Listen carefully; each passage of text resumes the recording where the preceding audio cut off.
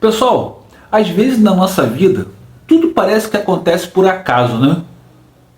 Uma notícia boa, um encontro casual, uma situação que leva você a uma vantagem que você não esperava. Só que depois, com o tempo, você percebe que era Deus que estava conduzindo essa situação. Foi Deus que conduziu, que levou até aquilo, né? Foi Deus que fez acontecer. É isso que a gente vai conversar hoje, vai refletir, pessoal, no capítulo de Ruth 2. Tá? O meu nome é Olavo e todos os dias eu venho aqui refletindo com você um capítulo da Bíblia por dia. Hoje a gente vai falar um pouquinho sobre Ruth 2. Legal? Bom, contextualizando o capítulo de Ruth 2, você viu que no capítulo 1 ela teve, né, uma tripla perda, né? Ela perde marido, ela perde os 2 filhos, né?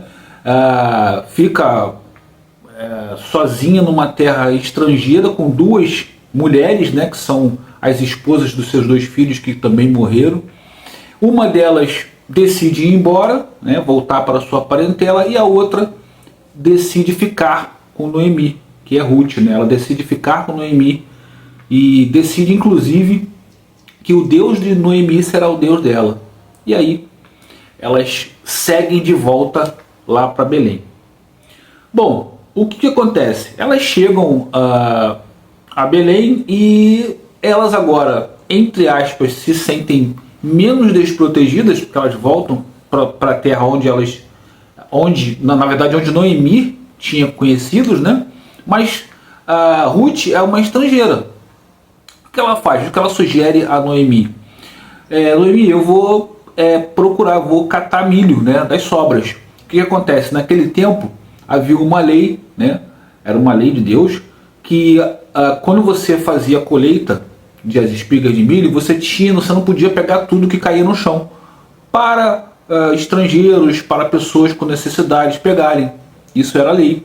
Era uma forma das pessoas subsistirem, né? Pessoas que estivessem em situação de vulnerabilidade, que era o caso de Noemi e de Ruth naquele contexto. E aí Ruth toma a atitude e chega para Noemi e fala: olha, eu vou lá catar milho, catar as sobras, Noemi. Noemi diz: tá bom, vai sim, minha filha, vai lá. E aí ela vai, né, procura lá alguém, uma situação que está acontecendo isso, um espaço que está acontecendo isso, e ela encontra um pessoal catando, e ela começa a fazer, ela pede autorização, começa a fazer. E aí o dono do terreno a percebe, que é Boaz. Surge Boaz nessa nossa história, né? Boaz aparece e ele repara, né, e questiona o seu funcionário: quem é aquela menina ali? E aí ele diz: olha, a menina, ela é uma pessoa que apareceu, uma pessoa de fora, ela não habita, ela apareceu e pediu para catar aqui, perguntou se podia, eu autorizei, ela está ali catando incessantemente, está sem parar, está fazendo um trabalho muito bom. E aí Boaz a repara, né, conversa com ela. Interessante reparar, um parênteses aqui nessa situação, é que ela é conduzida, né, aí você vê a providência divina, ela é conduzida justamente para aquele terreno, para aquele espaço onde Boaz era o homem remido, né, como trata a Bíblia. Era um homem de respeito, era um homem guerreiro, era um homem valoroso, era um varão valoroso, né? Era um sujeito de honra, né? Era um sujeito honrado entre os seus. Até mesmo na maneira que ele se comunica com seus funcionários, né? Você vê que na Bíblia diz isso, até indico, né? Aconselho que você leia a Bíblia para que você possa ver o capítulo todo, assistir, né? Ler o capítulo todo e ver onde ele sensibiliza você. Ele se comunica com os seus serviçais, né, de maneira educada, né, perguntando como estão, está tudo bem, desejando a paz do Senhor, né? Enfim, muito humana e empática a maneira que Boaz trata os seus. Por conseguinte, os seus também os tratam bem, né? O funcionário recebe a Ruth bem, deixa que ela faça ali o trabalho, né, para que ela possa ter também alguma coisa para comer, enfim. E aí, o que acontece? Ruth, ela fica muito impressionada com o fato de Boaz tê-la reparado, né, porque ela é uma estrangeira, ela é uma pessoa assim, naquele contexto desprezível entre aquelas pessoas. Uma pessoa estrangeira, ainda mais uma moabita, né? O povo de Israel, os israelitas não se dão bem com moabitas, né? E o que acontece? Ele diz a ela, não, eu sei quem você é, né? Quando o rapaz me falou o seu nome, eu sei quem você é, eu já ouvi a sua história, eu vi o que você fez com Noemi, foi muito honroso o que você fez com Noemi, né? Elogia. E diz ela ainda aí o seguinte, olha, você fica entre as mulheres que estão nesse grupo, porque esse grupo aqui, eu sou o responsável, eu sou o dono das terras, e ninguém vai mexer com você.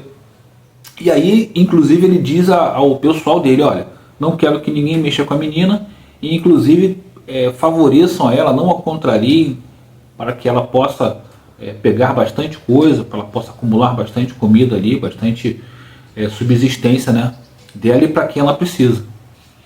E aí ela faz o trabalho todo, tudo mais, e volta, né, quando ela finaliza, volta até Noemi. Noemi pergunta a ela, poxa, caramba, você pegou bastante coisa, onde é que você foi pegar isso tudo aí? E ela diz que foi pegar nas terras de Boaz. Ela, olha, eu fui para uma terra, cheguei lá, me deixaram trabalhar, me deixaram pegar os milhos, e foi Boaz, essa terra de Boaz, ele me reparou, falou comigo e tudo mais. O que acontece, pessoal?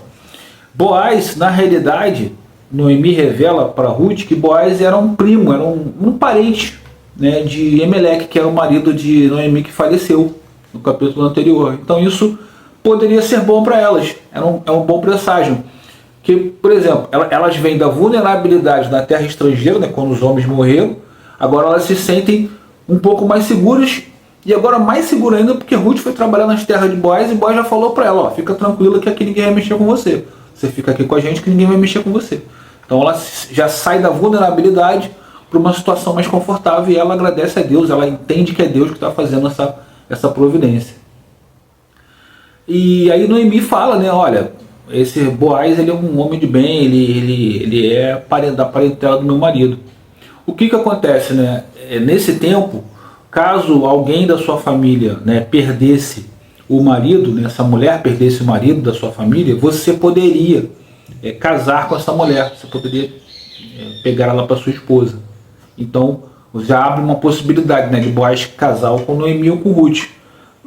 Fica mais provável, né, que seja com Ruth, porque ela é mais jovem, né? Noemi já é uma mulher de idade avançada, então provavelmente seria mais provável que Boaz escolhesse por Ruth. Vamos ver aí nos próximos capítulos, não é isso?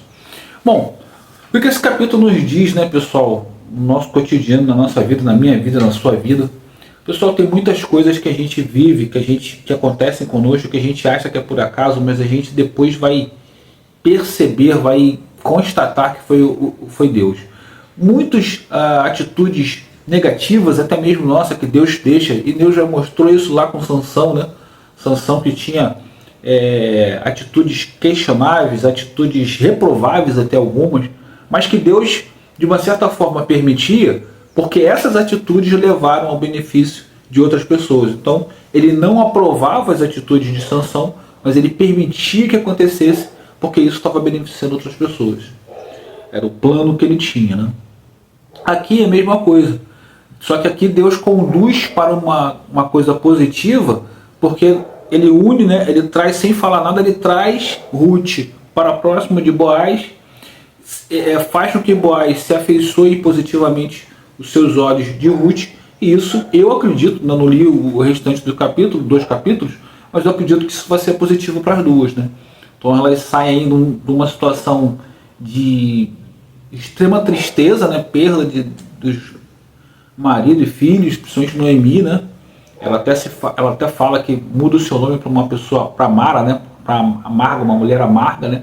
Por conta daquilo que aconteceu com ela. Mas acredito que ela vai voltar a sorrir, vai voltar a se sentir feliz, né? Porque Deus está providenciando para a vida dela e para a vida de Ruth coisas boas. É o que eu percebo aqui. E isso também acontece com a gente, né? A minha vida é uma prova disso. Eu vim para um lugar onde eu não queria vir, né? Eu falei que não ia vir, fiquei quase me separei porque eu não queria vir, e hoje eu sou felicíssimo, agradecido demais a Deus por viver onde eu vivo, com o meu filho. Então essas coisas acontecem, eu tenho certeza que acontece com você, como aconteceu comigo, e a todo tempo, né, quando a gente começa a ler, quando a gente começa a entender a Bíblia, a gente começa a se surpreender menos com essas coisas, né? Elas continuam acontecendo, as surpresas acontecem, mas a gente costuma se surpreender menos. A gente fala, caramba, o Deus continua agindo. Quando a gente não tem conhecimento disso, a gente se toma sustos. A gente fala, caramba, como é que aconteceu isso e tal? Mas quando a gente lê a Bíblia, quando a gente, sabe, vai estudando a Bíblia, vai refletindo, a gente começa a perceber que essas coisas são providências de Deus e que elas acontecem a todo tempo na nossa vida. Ok, pessoal, o capítulo de hoje foi esse. Espero que você tenha gostado. Vou pedir que você, antes de sair do vídeo, se inscreva no canal, ative o sininho de notificações, aí você vai ser avisado aí dos próximos vídeos. E amanhã a gente está aqui novamente, se Deus quiser, para estudar o próximo capítulo.